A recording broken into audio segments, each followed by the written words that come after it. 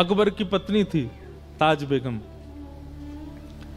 उसने जब से ठाकुर जी को देखा वो तो ऐसी बीमार पड़ने लगी कि सब वैद्यों ने आकर के उसका उपचार किया लेकिन वो ठीक नहीं हुई।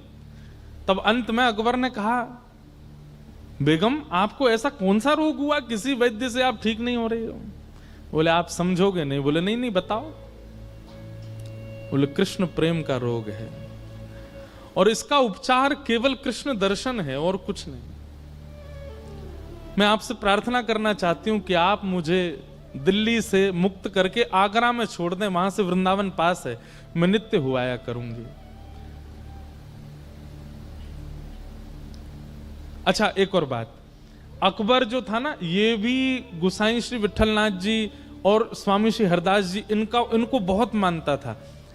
प्रसंग आता है कि अकबर का जो जहां वो नमाज पढ़ता था, जो उसका पूजा घर था, वहां 5 चित्र लगा रखे थे उसने। उसमें एक स्वामी श्री हरदास जी का जो चित्र मिलता है ना, हाथ में वीणा लेकर के, एक तारा लेकर के और जो बैठे, वो चित्र अकबर ने ही बनवाया था।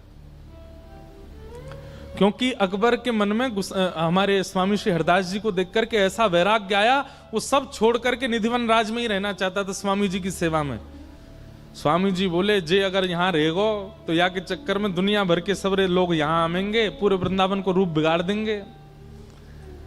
तो स्वामी जी ने उसको आज्ञा की, भैया सुनो, तुम वृंदावन में मत रहो, तुम तो दिल्ली रहो, तुम तो राज शासन ही करो।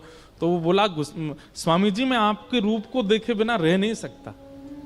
तब किसी ने कही, बोले देखो आप पे तो बड़े बड़े चित्रकार हैं, स्वामी जी का एक चित्र बनवा लो, अपने पास रखना। तब अकबर ने स्वामी जी का चित्र बनवाया और चित्र लेकर के दिल्ली गया, और जहां वो नमाज करता था वहां पर उसने 5 भक्तों के चित्र रखे। उसमें गुसाई विठलनाथ जी, स्वामी श्री हरदास जी और संभवतः भक्तिमती मीराबाई, ऐसे गोस्वामी तुलसीदास जी, ऐसे 5 चित्र थे उसके पास। अपनी नमाज आदि करता था, उसके बाद 5 भक्तों को प्रणाम करता। अकबर पे कृपा तो थी संतों की। तो अकबर की जो ये पत्नी थी ताज बेगम, इनको वृंदावन आने की बड़ी रुचि थी। तो ये वृंदावन कभी कभी जाती थी।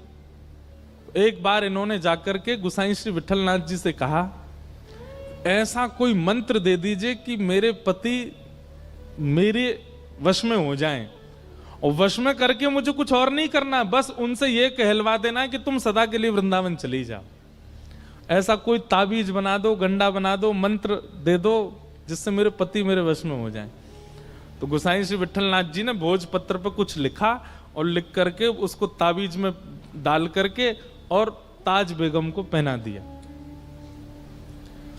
ताज बेगम जब दिल्ली आई तो उसके गले में अकबर की अन्य पत्नियों ने जब ताबीज देखा तो उन्होंने अकबर के कान भर दिए। बोले कि हमें पता चलिए गुप्तचरों से, आपको अपने वश में करके और ये कुछ षड्यंत्र करना चाहती हैं, अपने भाइयों को पूरे भारत का राज शासन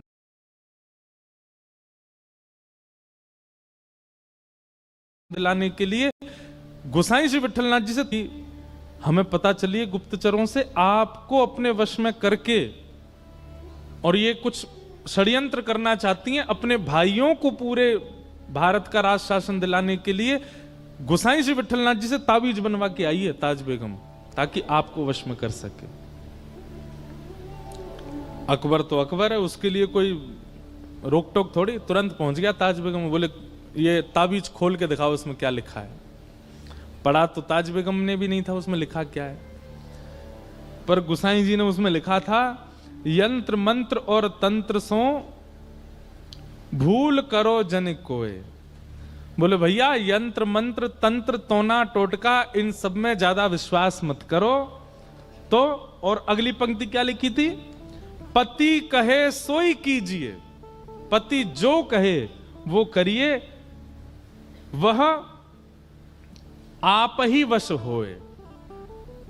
गुसाई जी ने लिखा था तंत्र मंत्र पर विश्वास मत करो, पति की बस आज्ञा मानो, पति की आज्ञा मानने लग जाओगे वो अपने आप ही आपका हो जाएगा। इस बात को पढ़ करके अकबर को इतना अच्छा लगा बोले देखिए इन्होंने कितनी अच्छी बात लिखी, तंत्र मंत्र पर भरोसा मत करो, पति की आज्ञा मानो, पति जो कहे उससे अपने आप ही पति आपका हो जाएगा। तुरंत ताज बेगम को लेकर के वृंदावन गया और गोसाई श्री विठलनाथ जी को जाकर के उसने प्रणाम किया। उसने कहा महाराज मैं कुछ देना चाहता हूं। तब गोसाई श्री विठलनाथ जी ने कही, बोले एक काम करो, हमारे श्रीनाथ जी के लिए गौचारण के लिए भूमि प्रदान करो। 500 एकड़ जमीन अकबर ने श्रीनाथ जी और नवनीत प्रिया जी के गौचारण के लिए प्रदान की। आज भी गिरिराज जी में गौचारण भूमि जो है ये अपना पारासौली, चंद्र सरोवर आदि ये सब अकबर ने प्रदान किए थे ठाकुर जी को। एक दिन ताज बेगम का इतना प्रेम ठाकुर जी के प्रति देख करके अकबर ने कहा, देवी आप क्या चाहती हैं? बोले हमको सदा के लिए वृंदावन छोड़ दो।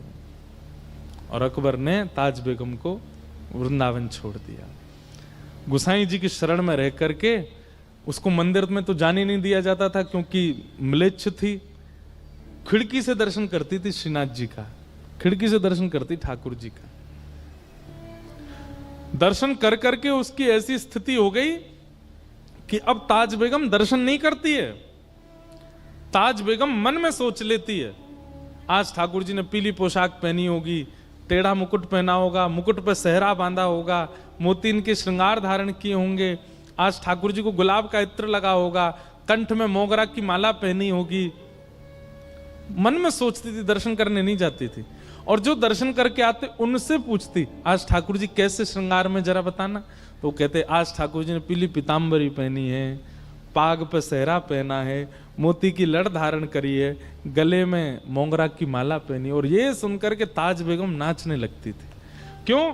अब उसको मंदिर जाने की आवश्यकता नहीं है, वो अपनी कुटिया में बैठे बैठे चिंतन करती और ठाकुर जी वैसे ही श्रृंगार में होते हैं। गोसाई श्री विठलनाथ जी की तो इसलिए वो ब्रह्म संबंध देते थे, रोज दीक्षा देते थे। क्यों? उनके दीक्षा देते ही जो वैष्णव दीक्षा लेता था उसको तुरंत ठाकुर जी का दर्शन अनुभव होने लग जाता था। और नियम बना लिया कि जब तक दीक्षा एक वैष्णव नहीं बनाऊंगा तब तक जलपान नहीं करूंगा। तो एक बार क्या हुआ, आज पता नहीं क्या ऐसा योग था, बहुत गर्मी पड़ रही थी, लोग बाग घरों से निकले ही नहीं, कोई गोसाई जी के पास आया नहीं। मध्याह्न का समय हो गया, गोसाई जी भूखे बैठे। क्यों? रोज ब्रह्म संबंध देते हैं फिर कुछ पाते हैं। तभी आप गोविंद कुंड है गिरिराज जी में, वहां जाकर के बैठ गए और गोविंद कुंड में 2 हंस घूम रहे थे। आपने मन में विचार किया, आज तक मानवों को ठाकुर जी का दर्शन कराया है ब्रह्म संबंध देके, इन जीवों का भी तो अधिकार है। और आपने उन 2 हंस हंसनी के जोड़े के कान में अष्टाक्षर मंत्र देके उनको कंठी माला पहना दी। और जैसे ही कंठी माला धारण कराई, दोनों के चतुर्भुज रूप हो गए और दोनों का ही निकुंज में प्रवेश हो गया, ठाकुर जी की प्राप्ति हो गई।